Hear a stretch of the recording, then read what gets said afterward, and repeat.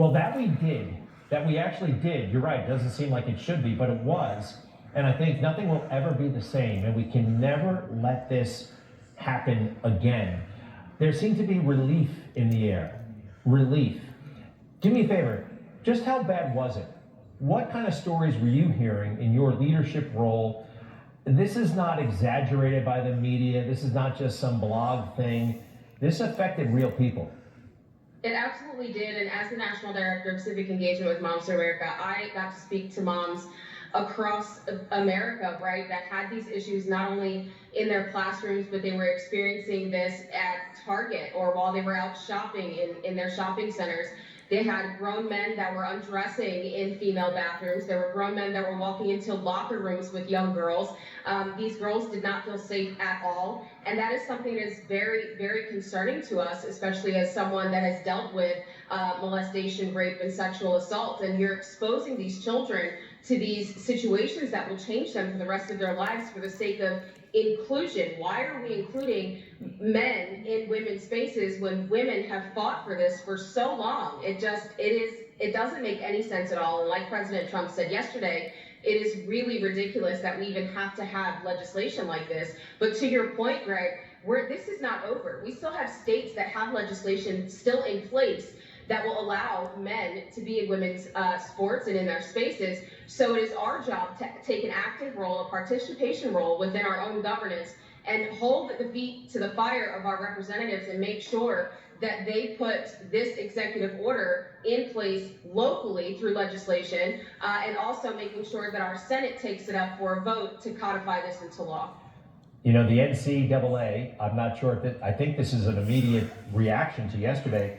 E25, a student athlete assigned male at birth may not compete on a women's team. Now, the NCAA, I always thought that they were like normal, you know what I mean? And they were in charge of like, you know, the powder on the football field and the whistles and making sure, you know, the games were conducted properly, and that they went woke and weird on all this stuff was a real eye-opener to me. President Trump, I also kind of saw it as the victory of good over evil. I mean, if you put that side by side, tell me if I'm making too much of this, but Joe Biden and the scene there with whatever Pride Awareness Day it was, and what happened yesterday at the White House. I think we have some video. It said a lot to me. And there was it is a starking difference, Greg, a starking difference between the two administrations, between the two differences in culture that we are experiencing here. We're seeing a revival, almost an awakening almost in America of bringing common sense back to America, to the White House. And it is incredible to see. And I'm excited to where we go from here.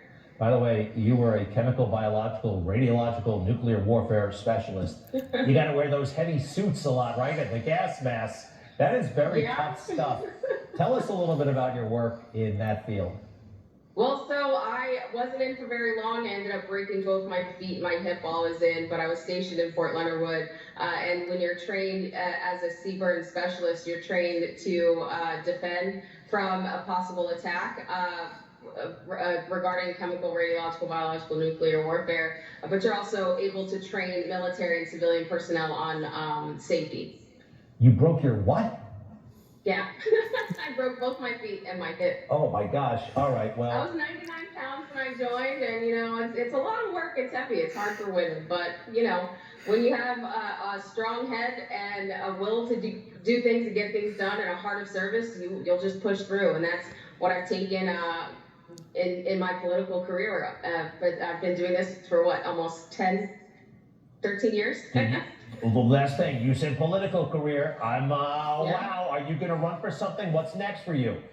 Well, I ran for school board in 22, and I was the first school board candidate to ever be endorsed by a sitting governor in the history of American politics, which is amazing. While I didn't win, I was defeated by mail-in ballots, of course, in 22, by an incumbent that did not campaign at all. So it's very interesting how that went, but who knows what the future holds. Keep us posted. Allie Legg. Absolutely. From the Moms for America and also Veterans for America First. We appreciate it so much. Folks, we'll see you later, and we'll be right back.